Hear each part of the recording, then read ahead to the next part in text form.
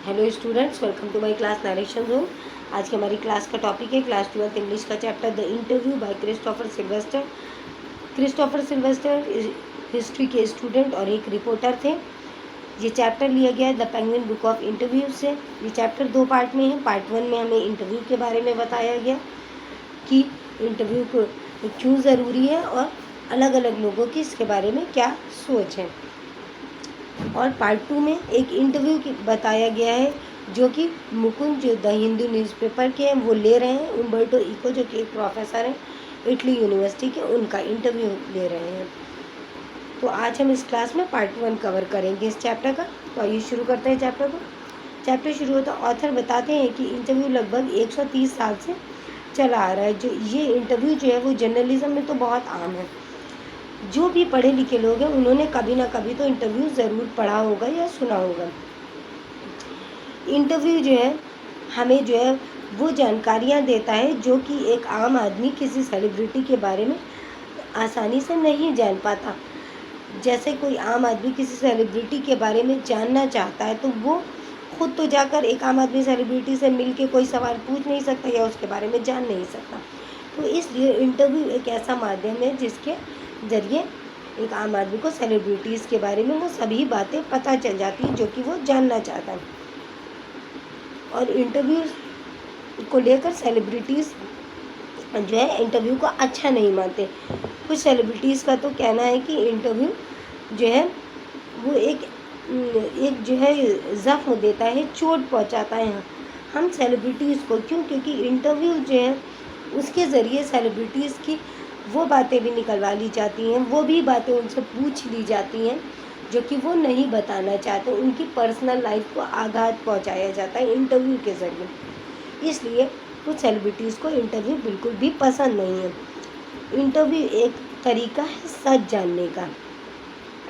जो बात इंसान नहीं बताना चाह रहा, जिसका इंटरव्यू हो रहा है, लेकिन जब वो इंटरव्यू दे रहा होता है वो इंसान, तो उसे मजबूरन इंटरव्यू के टाइम वो बातें बतानी पड़ती हैं।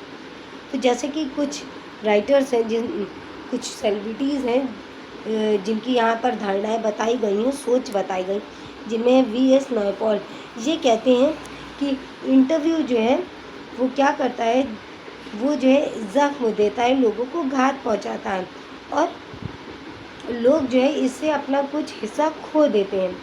लुइस कैरल जिन्होंने एलिस इन वंडरलैंड लिखा था, उनका कहना है कि मुझे तो इंटरव्यू से दहशत होती है, डर लगती है मुझे इंटरव्यू से, मैं कभी इंटरव्यू नहीं देना चाहता। रुडयार्ड किपलिंग ये कहते हैं कि इंटरव्यू जो है क्या नाम है, एक तरीके का क्राइम है। मुझे लगता है जैसे कि मुझ पर कोई हमला कर रहा है, इस तरह का क्राइम लगता है रुडयार्ड किपलिंग को इंटरव्यू। उनका तो रुडयार्ड किपलिंग का तो यहाँ तक कहना है कि इंटरव्यू लेने वालों को पनिशमेंट देनी चाहिए इंटरव्यू लेने के लिए। वो इंटरव्यू को बहुत ही बुरा कहते हैं। ये कहते हैं ये एक असॉल्ट की तरह है इंटरव्यू। एच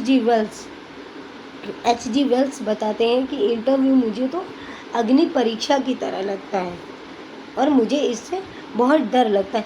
इन सभी बातों के बावजूद भी इंटरव्यू जो है वो बहुत ही ज़रूरी है। क्यों? क्योंकि इंटरव्यू से वो बातें जो कि एक आम पब्लिक तक वो सभी जानकारी पहुंचती है जो कि लोग जानना चाहते हैं, जो कि जो है लोगों को नहीं पता चल पाती। जो बातें, जो जानकारियाँ सेलिब्रिटीज़ के बारे में, वो सभी जानकारी इंटरव्यू के ज़रिए पता चलती है, लोगों तक पहुंचती है इन्फॉर्मेशन।